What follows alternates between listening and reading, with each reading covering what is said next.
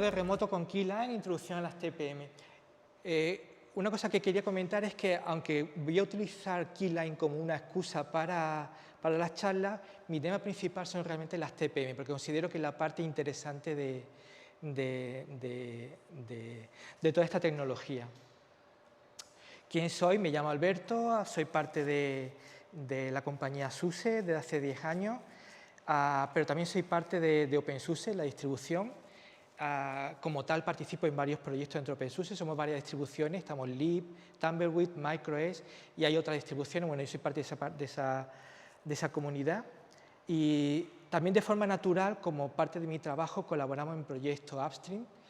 Básicamente, como trabajo en una distribución de sistemas operativos, dividimos el mundo en dos, upstream y downstream, ¿no? Nosotros somos el downstream, es decir, la parte que va a recibir el código, y hay un proyecto upstream bastante interesante aquí, que es Keyline, para el tema de Remote Attestation, que es el que vamos a presentar hoy. Una de las razones, o sea, ¿por qué es interesante o para qué sirve el atestado remoto y por qué Keyline es un componente importante dentro de ese entorno? Básicamente, ahí está llegando un momento en que, bien sea porque tengamos un ordenador o una red de ordenadores bastante amplia, llega el momento de determinar si nuestro sistema está en buen estado, es decir, si ha sido comprometido o sigue en el estado que yo entendía como bueno.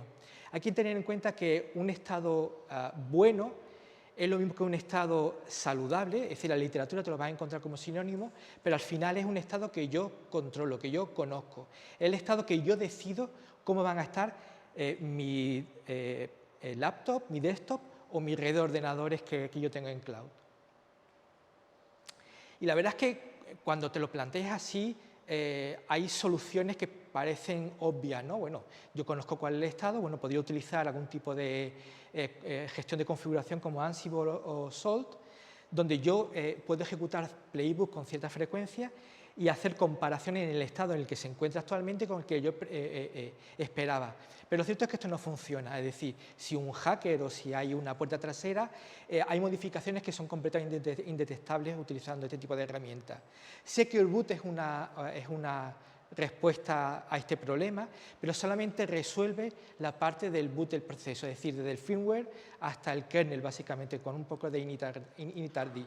Pero después de eso, en el espacio de usuario no plantea ninguna solución. Si utilizamos Red Hat o OpenSUSE o cualquier distribución que tengamos un paquete RPM, podemos pensar que RPM-V de verificación nos puede ayudar. Y lo cierto es que aquí empezamos a encontrar ya una solución que se alinea un poco más con la solución final.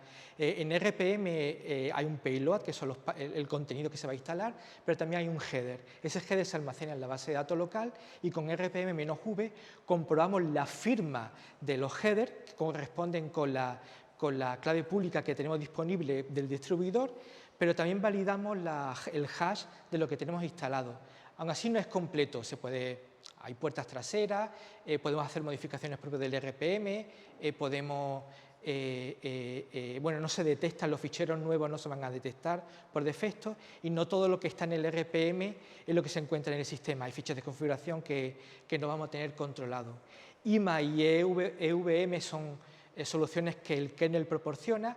Veremos que se acercan bastante más y de hecho van a ser parte de esta solución, pero por sí solas no son completas. Luego tenemos The Embedded y The Integrity para el tema de variación del dispositivo. Pueden participar en esta solución, pero veremos que tampoco son completas. Hay un problema en todas estas soluciones y es que el validador en sí mismo puede ser modificado. No hay ninguna prueba criptográfica de que nuestro sistema, incluido el validador, no ha tenido ningún tipo de modificación. Y en principio, si nos planteamos este problema en serio, nos daremos cuenta de que en algún momento necesitaremos un dispositivo o algo local en el que podamos confiar o delegar el tema de la confianza. Deberemos de tener un procedimiento en el que nos asocie este dispositivo con el entorno que estamos ejecutando y al final probablemente tengamos que hacer una validación del sistema por una parte tercera, es decir, por alguien externo a nuestro entorno. Y un poco esta es la justificación de Remote Attestation. Básicamente, atestar, es decir, probar comprobar criptográficamente que nuestro sistema está en el correcto estado que nosotros esperamos, pero se lo vamos a hacer desde fuera, es decir, habrá una tercera parte que será el que haga la validación. Este dispositivo con el que tenemos que empezar a confiar son las TPM, conocidas como Trusted Platform Module, y básicamente llevan un tiempo con nosotros, es decir, prácticamente cualquier dispositivo, teléfono móvil, servidor, laptop que tengamos, cualquier dispositivo que tengamos, va a tener una TPM dentro. Básicamente, al principio sobre 2005-2010, esos dispositivos eran hardware, básicamente un pequeño coprocesador criptográfico, conectado a placa base mediante un protocolo SPI, es un protocolo serie extremadamente lento. Son dispositivos que, aunque están para ayudar, realmente no son,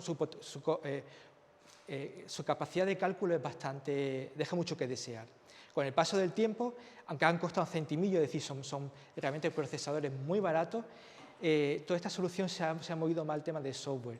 De hecho, probablemente mucho de las TPM que vayamos a comprar a partir de ahora realmente es un trozo de software que está en el firmware, en la UEFI, o parte del procesador de la CPU, que va a utilizar un enclave, es decir, un trozo de memoria segura, donde el resto del espacio de usuario no va a tener acceso para realizar ciertos cómputos.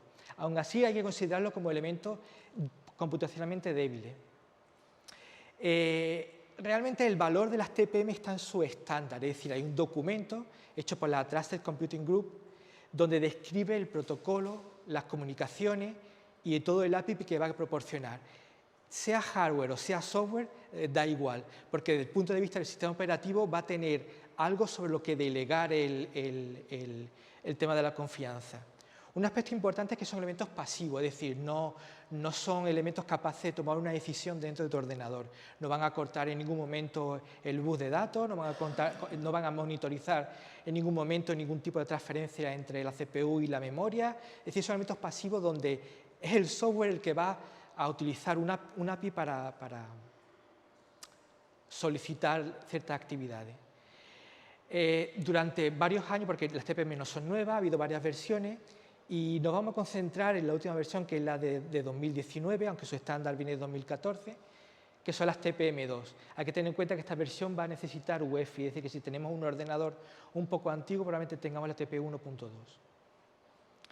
Algunos conceptos básicos de las TPM. Bueno, todas las TPM tienen un certificado interno que lo vamos a utilizar para validar, y ciertas claves o bien vienen de fabricación, es decir, en el proceso de fabricación se le incluyen ciertas claves que nunca van a ser exportables, como la EK, la Endorsement Key, y hay otras que puede generar, de hecho hay varias jerarquías que puede generar utilizando cierto algoritmo de generación de claves y la EK como root.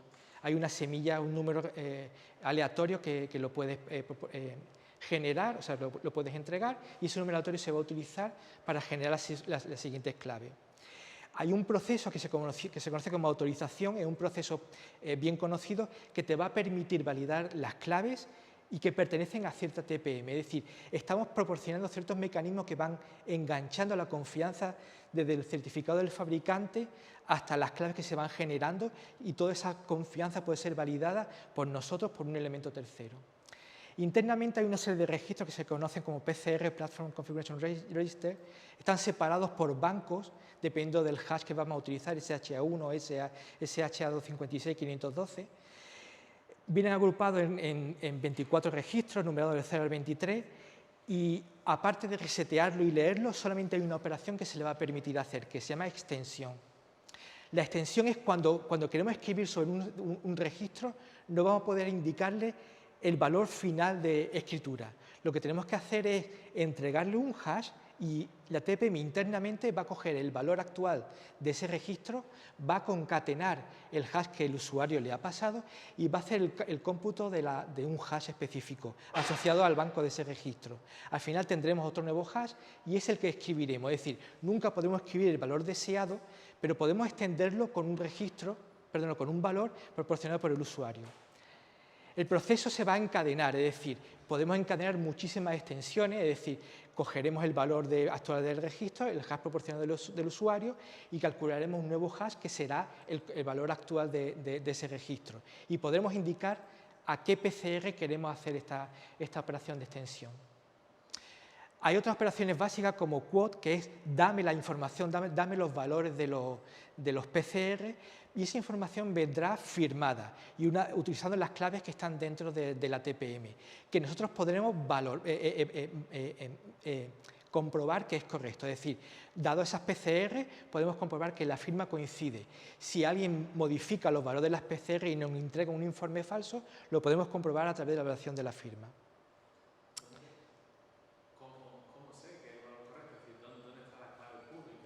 Efectivamente, ¿cómo lo sé? Hay una clave generada, en la sesión hay una clave generada que se llama AK Attestation Key, donde sí tendremos podremos exportar la versión pública y sí podremos validar esa clave pública frente a la TPM. Hay un procedimiento que es la autorización donde podemos validarla. Una vez que tengamos esa autorización y tengamos la cuota, tendremos asociado a los valores de los registros una firma.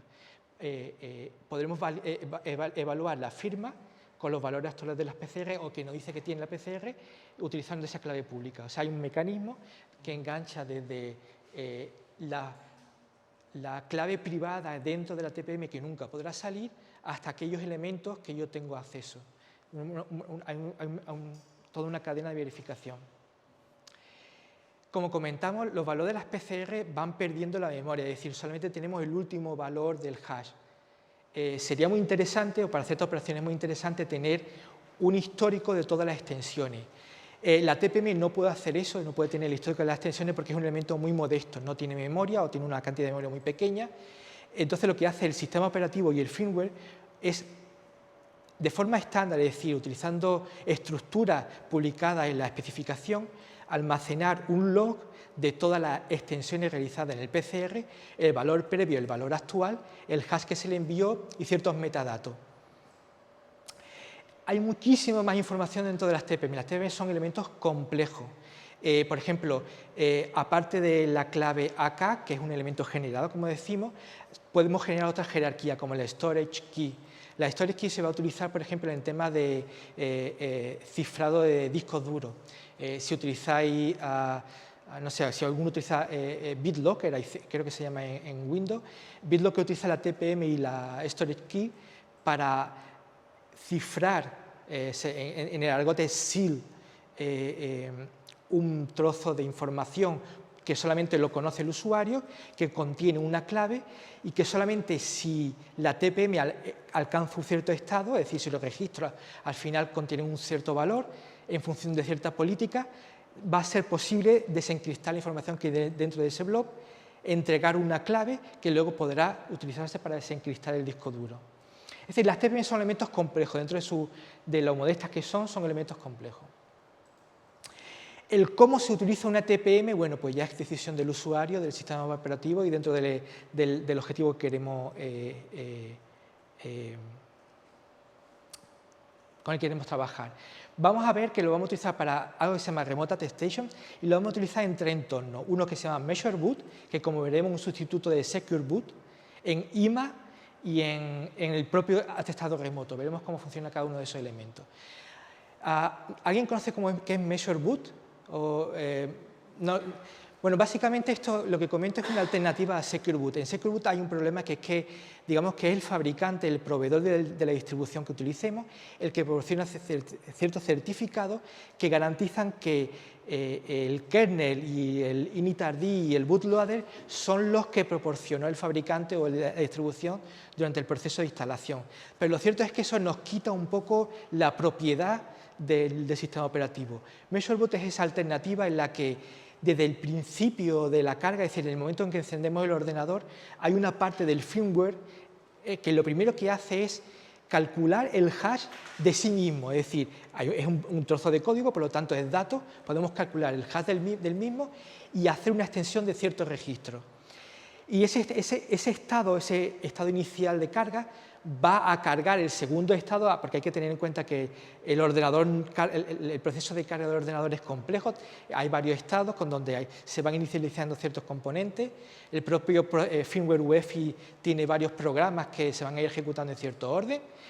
Bueno, pues cada programa va a cargar el siguiente estado en memoria y antes de ejecutarlo va a calcular el hash del siguiente estado y va a hacer una extensión de uno o varios registros según diga la especificación. Cada extensión va a ir acompañada de ciertos eventos que van a modificar el event log, es decir, van a quedar registrados en el event log y todo va a ser así hasta que lleguemos al bootloader. Bootloader, grab o system deboot o lo que utilicemos, es el primer componente, por decirlo de esa forma, que pertenece a nuestro sistema operativo. Bueno, pues ese componente también por la especificación, antes de ejecutar el kernel y el initRD, cuando lo tenga en memoria va a calcular el hash de esos componentes y a su vez extender ciertos PCR y actualizar el event log. Es decir, que tenemos todo el proceso de carga con ciertas extensiones dentro del PCR que podremos atestar, podemos determinar si con una cuota, es decir, con un informe, un listado de los valores de los PCR junto con el event log, las extensiones son las predichas o las esperadas al final dentro de la TPM. Entonces, básicamente el proceso es primero la autorización, es decir, comprobar que la clave que tengamos, la AK, es la esperada, pertenece a la TPM del ordenador con el que estamos trabajando. Lo siguiente sería validar la cuota, es decir, validar que los valores de los PCR son los ciertos, es decir, los que vienen en el informe de reporte de la cuota, validando esa firma. Y lo siguiente es validar el event log. El event log pertenece al sistema operativo, puede ser modificado naturalmente, pero si hacemos un replay de todas las extensiones que se han registrado en el event log y al final tenemos unos valores para cada uno de los PCR y lo comparamos con los valores en la cuota, podremos tener una garantía de que el event log no ha sido modificado si esos valores coinciden. En MeasureBoot, una vez que tengamos validados los PCR, podemos hacer assert, es decir, podemos hacer esperar ciertos valores en ciertas PCR. Si esos valores no son los esperados, es que ha habido alguna modificación en el firmware, ha habido alguna modificación en el kernel, en el bootloader o en algunos de los datos utilizados durante el proceso de carga. Hay que reconocer que es difícil pronosticar los valores finales de la PCR. Entonces, lo que se hace es analizar el event log buscando ciertos valores de la extensión ya producidos en el pasado, de los que sí conocemos más. Hay que tener en cuenta que ese event log también contiene metadatos, es decir, que podremos comprobar y hacer assert sobre esos metadatos también durante el proceso de carga. De forma muy similar, hay que tener en cuenta que este proceso solamente otra vez termina cuando el initRD ha sido cargado, es decir, que en el espacio de usuario nos quedamos un poco desprotegidos. No hay ningún problema porque el kernel proporciona lo que se llama Integrated Measurement Architecture, que es una extensión de una cosa que se llama LST o LSP, que son ciertos protocolos, ciertos subsistemas dentro del kernel destinados a proporcionar plugins de seguridad. Uno de ellos es el IMA y el EVM. Básicamente lo que va a hacer es, para cada fichero que vamos a ejecutar dentro del sistema o vamos a leer, el kernel va a ejecutar una función hash sobre los datos leídos y va a extender un PCR, un registro, que es en este caso el número 10, según la especificación, aunque es algo que podemos cambiar. Y puesto que las TPM son algo lentos, no todos los ficheros van a ser hasheados y van a corresponder a una extensión dentro de las TPM. Hay una cosa que se llama política IMA, que es un parámetro que tú le entregas al kernel, al final es un fichero que va a ser leído durante el proceso de carga, que contiene una descripción basada en reglas de aquellos elementos que van a ser extendidos o no. De la misma forma que teníamos en el event log un registro de todos los eventos producidos, el kernel en sí mismo proporciona un log de todas las extensiones realizadas en el PCR10, que tú puedes pedir o solicitar en cualquier momento. De hecho, es un fichero virtual dentro del kernel que tú puedes leer. Y de forma similar, durante la ejecución podemos solicitar el informe de cuota, es decir, los valores actuales de la PCR. En este caso solamente nos interesa el valor de la PCR número 10. y podemos solicitar las medidas dentro del kernel y hacer una replicación de todas las extensiones para validar que el registro número 10 tiene que valer lo mismo si yo hago las extensiones manualmente. Y como tengo todos los ficheros leídos y su hash, puedo, a través de una lista blanca o de un documento que me diga aquellos binarios dentro de mi sistema que están permitidos su ejecución, comprobar esos binarios, su hash, con mi base de datos local. Es decir, con un tercer elemento, un objeto remoto, podría decir si algo se ha ejecutado dentro de la lista de lo permitido o hay sospechas de que algo se ha leído o se ha ejecutado sin ningún tipo de confianza o sin tener un conocimiento de aquello que se ha ejecutado. Uno de los problemas de IMA es que la política es muy restrictiva por defecto, es decir, el kernel conoce poco sobre lo que va a leer. Por ejemplo, no va a conocer el path. Por alguna razón, básicamente por optimización, no va a tener en cuenta el path. Es decir, que no puede establecer políticas que digan, mira, no quiero leer o extender nada de lo que haya en etc, porque son ficheros de configuración y no me interesa tener una seguridad sobre ello, o lo que haya en var cache, porque esos son elementos transitorios y no tengo no me interesa que haya extensiones sobre ello. Sin embargo, la política de IMA sí permite reglas C-Linux, es decir, si nuestro sistema tiene C-Linux, podremos particionar nuestro sistema y determinar lo que se mide o no en función de ciertos tags proporcionados por C-Linux. Al final, la política IMA es un documento similar a este, donde vamos a decir que no vamos a medir el FSMAGIC, que es el file system, es decir, ciertas particiones o ciertos sistemas de ficheros no van a ser medidos o en función de los tags que C-Linux le ha proporcionado durante la instalación. Hay que tener en cuenta que las TPM están muy bien soportadas en Linux, el firmware UEFI la soporta perfectamente, Secure Boot y Group 2 están completamente bien soportadas y están exportados como un dispositivo que se llama TPM o TPM RM0 en nuestro sistema y lo tenemos disponibles para hacer uso de ello. Hay un conjunto de aplicaciones en el espacio de usuario donde podremos instalar y podremos tener un API, si programamos en C o en RAS o en cualquier lenguaje de bajo nivel, podremos acceder a la TPM, pero si lo que hacemos es algo como Python o Shell, usando las TPM Tool también tenemos acceso a usar las TPM dentro de nuestras aplicaciones. Y esto ya nos lleva a Keyline. Keyline es un proyecto de la Cloud Native Foundation, donde utiliza esta necesidad, utiliza las TPM para proporcionar una solución estándar en cierta medida al problema del atestado remoto. Es un programa que escala adecuadamente, es decir, si en nuestra red tenemos 1000, 2000 ordenadores, no va a haber ningún problema y con ciertos trucos podemos llegar a 10.000 ordenadores. Es decir, que es una solución destinada a grandes redes, es nativa cloud en ese sentido.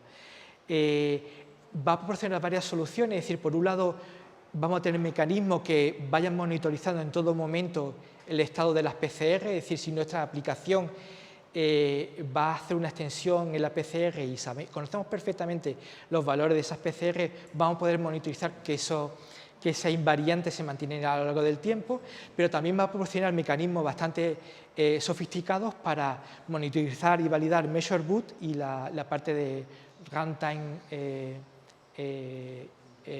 validation, toda la parte de... Y luego tiene también offline attestation, cosa bastante interesante, y es que si tú guardas los logs y guardas la base de datos, transcurridos ciertos meses puedes tener una auditoría de tu sistema y demostrar criptográficamente que tu sistema estaba en un estado bien conocido cuando cierto incidente en el pasado sucedió.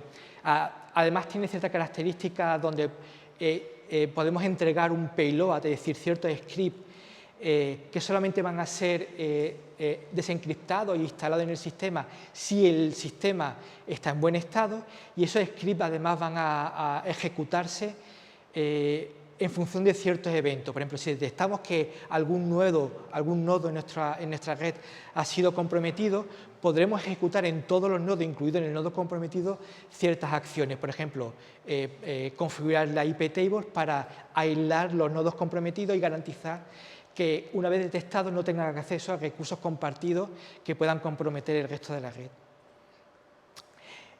Internamente Keyline es un cliente servidor, es decir, necesitaremos instalar un agente en todos los nodos de nuestra red. Tradicionalmente había un agente hecho en Python, pero el agente actual de referencia está hecho en Rust, bastante interesante porque no tiene dependencia, bastante eficiente y muy ligero. Y luego la parte de validación, verificación y registro de los agentes, toda esa parte es un programa en Python, lo podéis instalar si tú quieres, pero nosotros proporcionamos, en el sentido de que las mayores distribuciones y de hecho Upstream también lo proporciona, un contenedor que podemos con Podman o Docker instalar localmente o ejecutar localmente y tener todo el acceso a los servicios de verificación y registro sin ensuciar un poco el resto del sistema. Desde el punto de vista del usuario, vamos a interactuar a través de un programa que se llama Tenant, y Tenant es interesante por sí mismo porque internamente es complejo, es decir, es un componente que se va a comunicar con la parte del servidor, pero también se va a comunicar con los agentes, y el proceso de comunicación requiere la generación de claves que se dividen en dos. Una parte de la clave va al agente, otra parte va a la parte de verificación, y solamente van a poder hablar entre ellos si al final podemos generar una clave. A través de esas dos mitades podemos generar la clave original. En sí mismo ya es una parte interesante, pero desde el punto de vista de usuario no tiene mucha importancia. Con el Tenant podemos registrar nuevos agentes dentro de nuestra red. Generalmente el CLI o el Command Line Tool tiene esta forma, es decir, necesitamos indicarle dónde está el verificador, el registro, generalmente están los dos en el mismo sitio, pero por el tema de distribución y de escalabilidad lo podemos instalar en servidores diferentes. Si vamos a añadir un nuevo objeto o un nuevo agente en nuestra red, necesitaremos indicar otra información, como la IP del agente, un identificador único que está asociado en el agente en el momento de la instalación. Si queremos utilizar Measure Boot y utilizar la IMA, deberemos indicar las expectativas que tenemos sobre ese agente, es decir, dependiendo de lo que queramos hacer, habrá ciertos parámetros que utilizar o no. Por ejemplo, si lo que queremos es monitorizar la invariancia de ciertos PCR, pues tendremos que pasar un JSON similar a este, a través de Command Line o a través de parámetros, donde le indicaremos los posibles valores que aceptaremos para los diversos PCR, y si utilizamos si queremos hacer assert o atestar el proceso de carga, debemos pasar un JSON que va a contener ciertas descripciones dentro del event log, ciertos elementos que vamos a buscar, y vamos a comprobar que su firma o su metadata o su hash van a coincidir con el que esperamos. Por ejemplo, en este ejemplo vamos a validar el kernel, y una de las cosas que vamos a validar es el kernel command line, que ya sabemos que es la parte que el bootloader le pasa al kernel para configurar el resto del sistema. Generalmente el initRD luego lo va a leer para hacer ciertos cambios. Hay que tener en cuenta que si un atacante modificara el kernel command line, podría tener acceso local al sistema. Por ejemplo, init equal bash permitiría básicamente pasar cualquier tema de seguridad después del initRD, y no habría password que se pidiera. Entonces es importante saber qué kernel command line le estamos pasando. Y de la misma forma podemos hacer runtime attestation, es decir, si tenemos una lista de los ficheros ejecutables que confiamos que están en el sistema y su hash, podemos pasar una low list o un exclude list para determinar la lista final, o actualmente, porque esta solución está deprecada, actualmente podemos pasarle un JSON que va a unificar algo que llamamos runtime policy, va a unificar los hashes esperados con los paths esperados, pero también ciertas claves criptográficas que pueden ser utilizadas internamente. Quizá una de las preguntas obvias es cómo conozco de antemano los hashes de mi sistema. A ver, mi sistema se va a ir actualizando, es complejo y difícil tener actualizado esa información. Una de las cosas que hicimos para este proyecto es cuando tenemos un repo en RPM, un repositorio en RPM del que vamos a instalar los paquetes, vamos a utilizar una aplicación que se llama Create Repo C, que es parte del RPM Packaging Project. Bueno, pues lo que vamos a hacer es crear un nuevo metadato que se llama FileList Extension, que va a contener esos hashes. O sea, aparte del path, va a contener los hashes en la forma que nosotros podremos leer, utilizando la herramienta Keyline Create Policy, y almacenar en nuestra base de datos local. Esto es muy interesante porque significa que tenemos el estado actual de nuestro sistema, pero también tenemos el estado esperado antes de actualizar nuestro sistema. Y eso en entornos grandes es crítico. Hay que tener en cuenta que esta solución solamente funciona en entornos RPM y para Debian o otras distribuciones no está muy claro cómo resolverlo. Ya para casi llegar al final, uno de los aspectos importantes es el payload. Es decir, nosotros opcionalmente podemos entregar un zip, básicamente encriptado, cifrado, que solamente va a ser leído y expandido en el sistema una vez tengamos garantizado que el estado del sistema es bueno. Internamente va a tener un autorun, que es un shell que se va a ejecutar por primera vez y puede hacer cualquier cosa internamente. Hay que tener en cuenta que se va a ejecutar con los permisos del agente, es decir, que tradicionalmente el agente no va a ser un elemento privilegiado, pero utilizando ciertos componentes o ciertos trucos podemos dar autorización a este autorun para, por ejemplo, instalar ciertos certificados en etc. o en ciertos usuarios que podemos utilizar luego y registrar scripts que se van a ejecutar cuando ciertos eventos ocurran dentro del sistema. Eventos como, por ejemplo, el registro de un sistema, la entrada de un nuevo sistema o salida de un sistema en nuestra red, pero también la detección de un nodo comprometido. Es decir, en este caso, si el nodo está comprometido, el resto de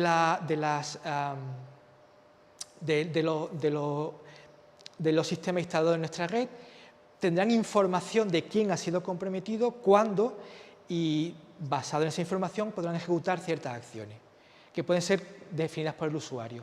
Hay que tener en cuenta que estas acciones están dentro del payload, pero opcionalmente puede estar instalada ya previamente en nuestro sistema. Es decir, que el tema del payload es completamente opcional y ortogonal a reaccionar frente a eventos.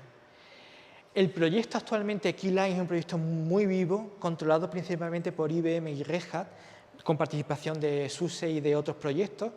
Creo que también hay gente de Arc, creo que hay gente de Ubuntu, de Canonical.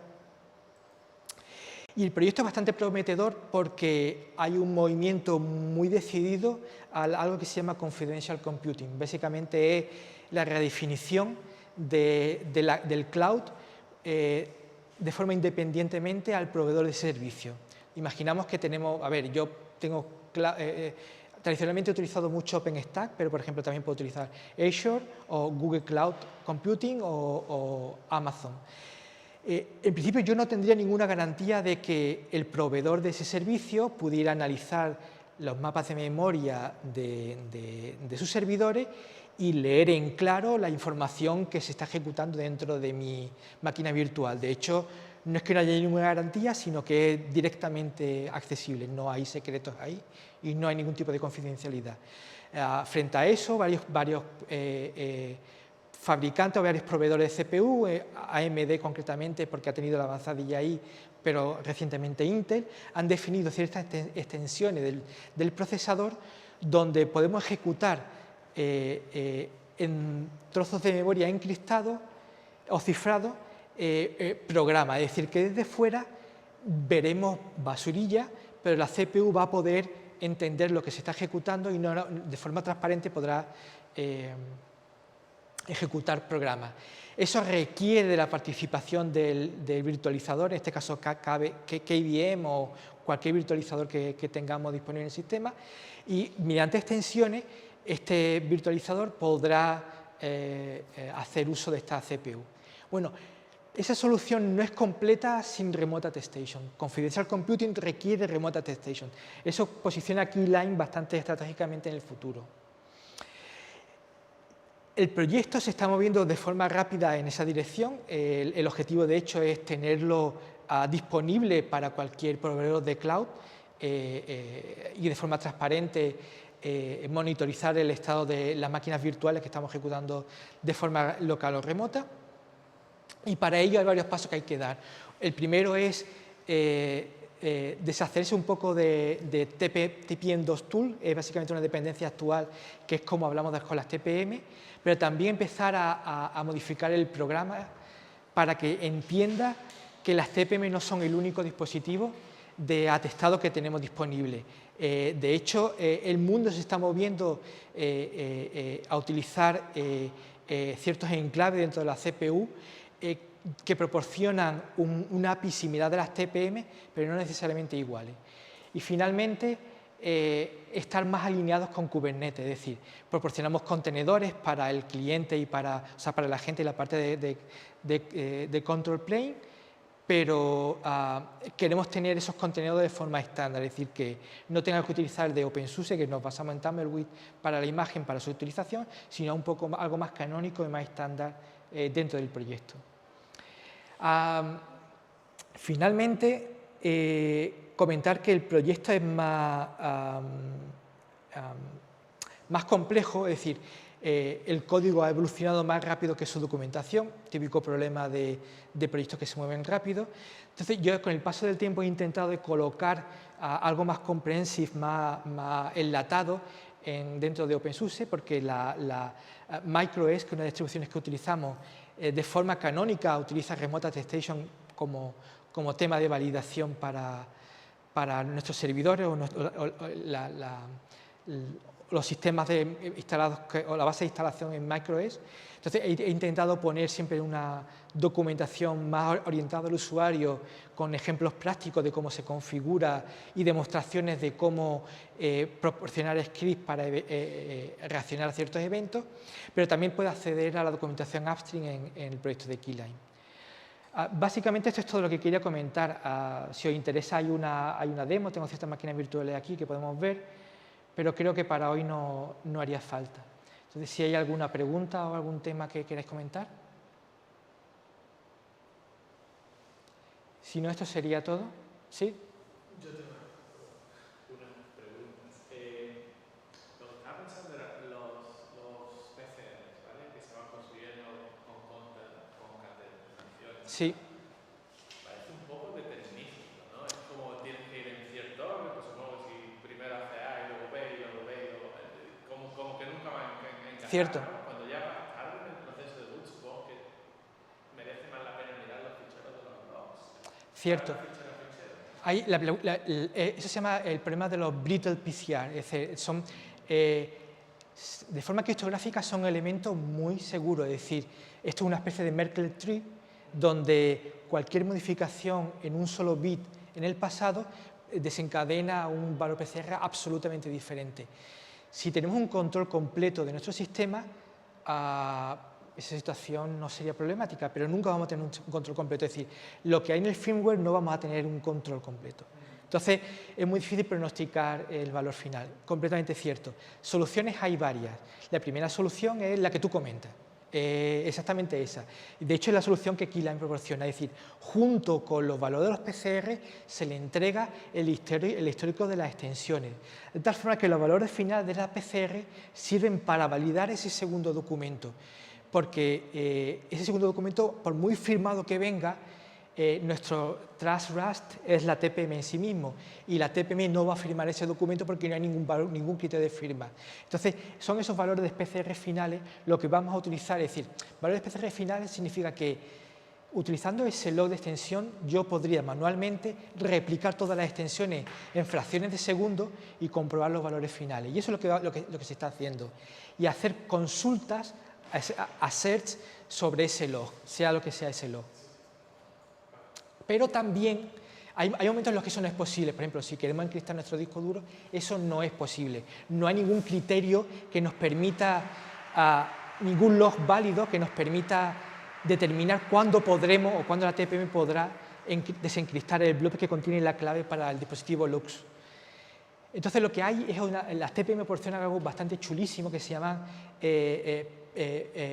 Signet PCR o Signet Policies, que es en vez de determinar una condición sobre los valores de las PCR, lo que voy a hacer es registrar una clave pública de tal forma que encadenando ciertas políticas, la TPM va a poder abrir un documento si los PCR entregados por el usuario, sea cuales sean, es decir, algo dinámico, su firma, la firma de esos PCR coincide con la clave, la firma pública que yo le entrego, y los valores de las PCR coinciden con los valores actuales. Es decir, hay un mecanismo bastante más sofisticado para entornos, por ejemplo, donde no hay un log o donde no se puede aplicar un log, donde los valores de las PCR tienen que ser extremadamente bien conocidos, pero que solamente lo puedes conocer bueno, a posteriori, a través de esa firma. Pero ciertamente ese es un problema y hay 3 o 4 soluciones sobre esos problemas. Y la segunda pregunta que tengo y última es, aquí he visto que se le pasaba esa estructura JSON, sí. o valores esperados y tal. ¿Puede tomar acciones si no encaja? Sí, efectivamente. O sea, el verificador, el proceso interno es un poco complejo, es decir, es bastante flexible. El JSON sobre el que hacemos ciertas consultas es el resultado de unos programas en Python que el usuario proporciona, aunque nosotros entregamos en Keyline algunos de ejemplos, pero el log es arbitrario. Entonces, extraer información del log es algo que delegamos al usuario, registra un programa en Python, extrae ese log y lo comprueba. Y es el verificador, una vez que imaginamos que el JSON no coincide, es decir, las reglas dentro del JSON no casan con el event log, se va a emitir un evento a todos los ordenadores dentro de la red. Ese evento se llama una revocación, un revocation. Entonces, el agente va a capturar esa revocación, tanto si es el ordenador que ha tenido el problema, como si no. Pero también puedes utilizar otras acciones dentro de la parte del servidor. Es decir, que en el momento en que no se cumpla esa condición, todos los ordenadores, incluido el comprometido, aunque hay problemas ahí, pero incluido el comprometido, van a tener conciencia de que algo ha sucedido en la red. Y cada uno va a poder realizar una acción determinada. Acción que va a depender del payload que le hemos entregado o de los programas que ya hay instalados inicialmente en cada uno de los ordenadores. Es completamente flexible en ese aspecto. Es decir, el uso canónico, por ejemplo, es que tú tienes una base de datos en Postgres, por ejemplo, y tú te gustaría, evidentemente, que una vez que el ordenador quede comprometido, a invalidar el acceso, revocar los certificados, si entra por certificado, cambiar el password o meter reglas de IP tables para absolutamente evitar la entrada. Bueno, pues esas acciones son completamente distribuidas dentro de nuestra red y programadas por eventos que pueden ser locales dentro de los ordenadores dentro de nuestra red. Muy bien. Bueno, pues justo a tiempo. Muchísimas gracias.